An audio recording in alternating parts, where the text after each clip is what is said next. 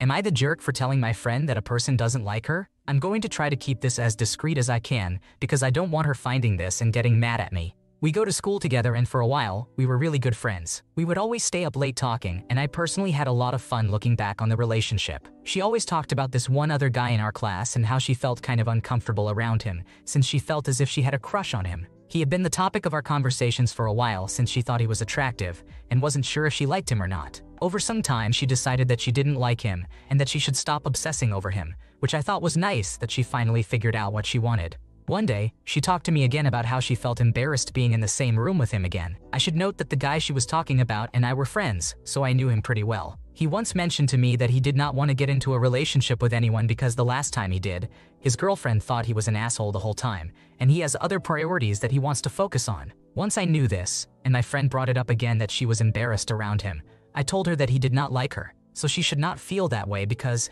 at this point, she had already made up her mind that she did not like him, and I was kind of tired of hearing about it. She completely flipped on me over this. Keep in mind, we never argued before, so I was super scared in this situation. I cannot remember all of what she said because this was a while ago, and I just want to get this off my chest, but she got super mad at me and was distant for a weekend before completely ghosting me. She did not say anything to me in person, she just stopped texting me, and I did not bother to talk to her after that. I asked another friend of mine if what I did was so bad that she had to completely drop our friendship over it, and she said it was. I still need some closure on this because I still do not understand if what I said was bad enough that she had to ghost me without a word. It would mean a lot if you guys could tell me if I was in the wrong here.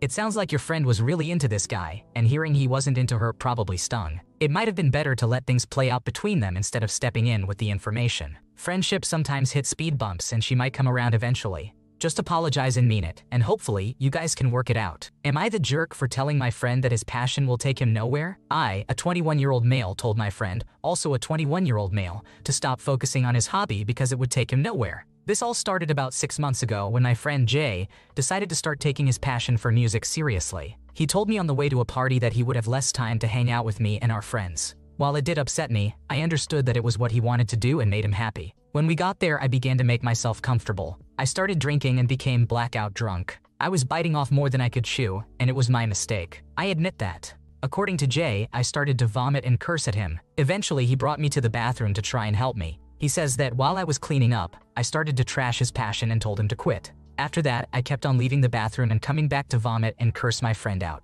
The next day, I woke up hungover but still had to go to my job, where a lot of our mutual friends also work. When I clocked in, everybody started acting weird. I quickly realized that I did something stupid the night before, but nobody was telling me. Eventually, I went to Jay, but he just said I did him dirty and refused to say anything after that. The sudden ghosting started to make me feel stressed as we were close friends, so I repeatedly messaged him to see what I had done. He still wasn't responding, so I decided to buy him flowers with a card asking him to respond to my messages. I let myself into his backyard and texted him saying I left him a gift. After that, he retold the whole story and I fell to my knees. I immediately apologized. Despite that, he still cut all ties with me. We were still in the same group and had a lot of mutual friends, so I'd still see him around. I would try to speak to him, but he would act cold to me and only give me one-word answers. I also noticed that a lot of our other friends would act weird to me as well and seemed like they didn't want me around. At that point, it was obvious everybody knew what happened. Every time I would hang out with them, I felt like a background character. There was always this weird vibe that made everybody uncomfortable. I became mad at Jay because I felt like it was all coming from him.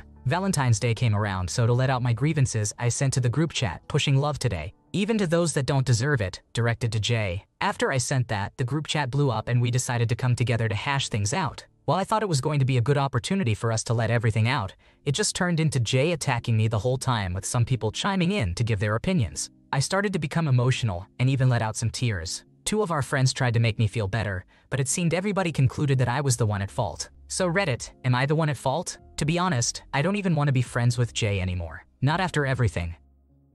In my opinion, you did some things wrong. You clearly had some resentment built up over his hobby and then decided to be super rude and passive-aggressive in a group chat out of nowhere. Usually people can brush off drunk comments, but whatever you said must have been pretty harsh for all your friends to think you were a total jerk. You sort of confirmed this theory with your pushing love text that was really pushing hate. If a hobby isn't hurting anyone, who cares? Am I the jerk for confronting my partner about their one-on-one hangouts with friends of the opposite sex? I, a 19-year-old female, and my boyfriend, a 19-year-old male, are both freshmen in college. We met at our university because we were in the same class and have been together for 8 months. During those 8 months, He has done things that I do not consider normal in a relationship. The first incident happened after he dropped me off at the ride stop. He texted a girl asking if she could accompany him on his way home since they go the same way. This went on for days, and I did not find out until about 3 weeks later. He also called her by a nickname he uses for me, and made sexual jokes like "I will tie you up," which he had also said to me before. When I confronted him, he said it meant nothing to him and promised not to talk to her again. He did stop, so I gave him another chance. The second time was 2 months later. We were no longer in the same class, so I could not see where he was going anymore. That week, he was supposed to visit his relatives in another country. I asked him to have dinner with me, but he refused, saying he needed to pack. I believed him, but I felt something was off. A few days later, I checked his messages and found that he had met up with a girlfriend, and their conversation included her apologizing for pushing him away. He replied, "Why are you sorry? I had so much fun." This made me overthink and feel disgusted, thinking he might be hooking up with someone else. When he got home, he texted me saying he was tired and going to sleep, but then asked the girl to have a sleep call with him. I confronted him indirectly, asking if he was having a sleep call with someone,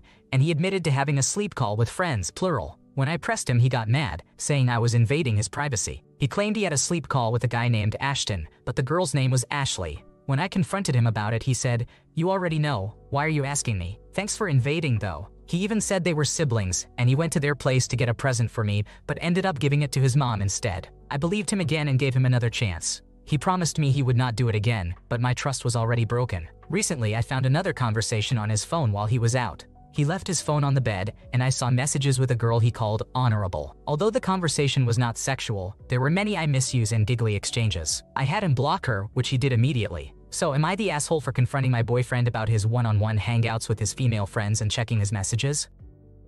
YWTA, if you continue to subject yourself to this Tomcat's shenanigans, he lies and doesn't prioritize you, and you don't trust him. How many times are you going to believe his stories and promises? Be better to yourself and break up. No one is worth this much of your time and trouble. Am I the jerk for telling my child to get out? Hi, I am a 35-year-old female, married to a 35-year-old male. We have a good life with 4 children and pets, and we own our house. My husband and I met in college at the age of 18, and we have been together ever since. When we were both 21, we made a mistake and I got pregnant, even though I was on birth control and my husband was wearing a condom. I found out too late for an abortion, well after reaching my country's abortion term limit. My husband was in medical school at the time, and I was finishing up my bachelor's degree. It was a no-brainer for us that we couldn't have a child. We discussed it and agreed we wanted children, but it was too soon. So we put her up for adoption. It was a girl who is now a 13-year-old female. She was sent to a household where she felt she wasn't loved as much as the biological children. Her family also didn't have a lot of resources. Yesterday she showed up at our doorstep with her older sister and wanted to meet us. Initially, I was shocked, as I told the adoption agency I didn't want to be contacted by her, but I let her in and we sat down. My husband came home, and after a while of her explaining her life, which wasn't all too bad but also wasn't great, she asked about ours. We explained our lives, and her main statements were that we had a lot of money, a healthy, stable relationship, and we even wanted children, as we now had 4. She wanted to know why she was sent away, and we tried to explain, but she concluded it was because she was inconvenient. She said some things, but after she cooled down, she apologized. By this point, our children were coming home, and the oldest was just 5 years younger. Once she realized this, she got heated again, saying that 5 years of our convenience ruined her life. She cooled down again and asked if she could stay for dinner and meet her siblings. We thought this wasn't a good idea and told her they weren't her real siblings. We explained that how she was raised was who she was, not blood. She looked heartbroken, and her older sister stepped in, insulting us and trying to get us to let her stay for a while. We told her we haven't even told our children about this, and it would be too much of a shock. Plus, she wasn't exactly calm and stable, and we were scared that seeing how our children's lives were compared to hers would set her off again. After a bit more of her asking, we said no, and she lost it, insulting us. I lost it too, telling her to get out and to never contact us again. Am I the asshole for being rude and telling her to get out? My husband thinks we are for also sharing so much about our lives, as it did nothing but hurt her.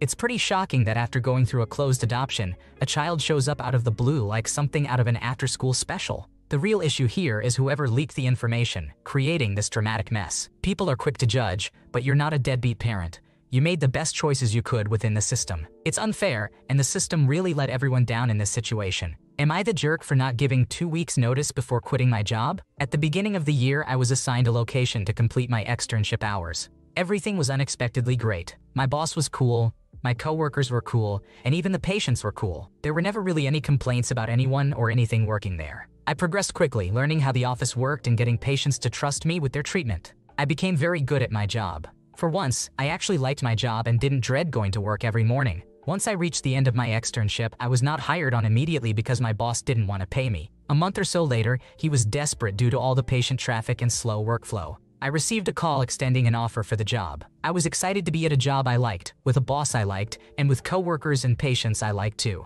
Everything was good. The first thing my coworkers told me was that he never pays on time. I didn't think this would always be an issue, but even if we reminded him, he took his time and delayed submitting payroll. Then he told us that he was buying a new building for his practice. The 4 women that work for him would only be getting paid hourly to clean, paint, move heavy equipment, pack, and still do our regular jobs. He even messed up my mother's vehicle when packing wood in her truck and never apologized. We have been putting in hard labor doing tasks that aren't part of the job description at all. Professionals should have been hired for these tasks, and we are doing all this for $18 an hour, which isn't even good pay for the regular work we do. We officially moved everything into the new office and opened. It took a while to get used to it. All of a sudden, my boss wanted to change some rules. This wasn't a problem until he started messing with my pay. Not only does he not pay on time, but he admitted to adjusting payroll so he wouldn't get flagged for us working the hours we actually worked when we worked more than 8 hours in a day.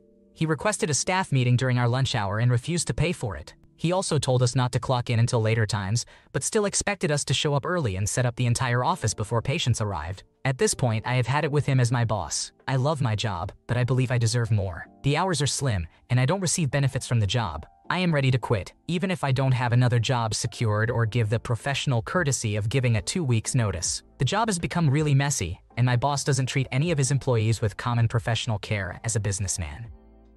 You handled things appropriately, but definitely report him to the SSA or your country's equivalent. No one should have to deal with not being paid on time, let alone illegal wage theft. If the boss admitted to adjusting payroll and demanding unpaid work, that's a serious violation. It's totally understandable to want to quit without notice given how messy things have become. Am I the jerk for going to the mall without my friend of 3 years? For a while, my friend has been talking about her boyfriend non-stop.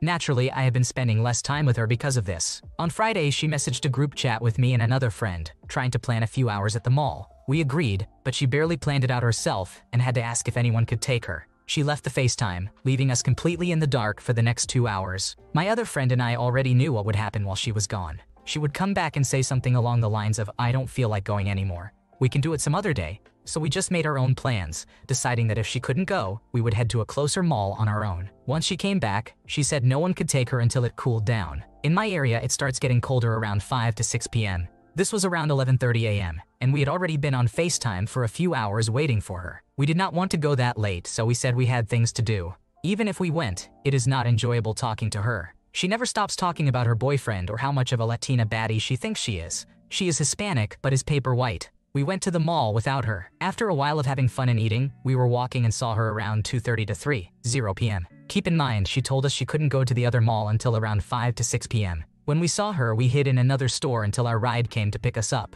About an hour later, we invited her over to the pool to talk and apologize, even though, in my opinion, we did not do anything. She came fully clothed with her sister, who is known for fighting people. After our talk, we thought everything was fine. My other friend and I had plans to stay at a hotel together that weekend, completely unrelated to her. We had already stayed at the hotel the previous weekend and didn't tell her. We knew she would get mad for some reason. Towards the end of our stay, I decided to post a nice picture of us together. Not very long after I posted it, I kept getting direct messages from my friends, sending me screenshots of her close friends. For some reason, that single post of me and the other friend set her off. She went on a rampage, calling us fake bitches and telling everyone on her close friends our personal drama with the mall. She blocked us on everything and ignored us for 9 hours at a pool party with our other friends. It might be a good idea to send a group message apologizing for the fuss and offering a much shorter version of the key points. You are not the jerk, and it's clear that she's not really your friend. Just walk away as peacefully as possible. Be polite when you see her, but don't go out of your way to hang out. Thanks for watching. When you subscribe, make sure to hit the bell to turn on notifications so you never miss a video. To finish listening to all the stories, check out the playlist in the description.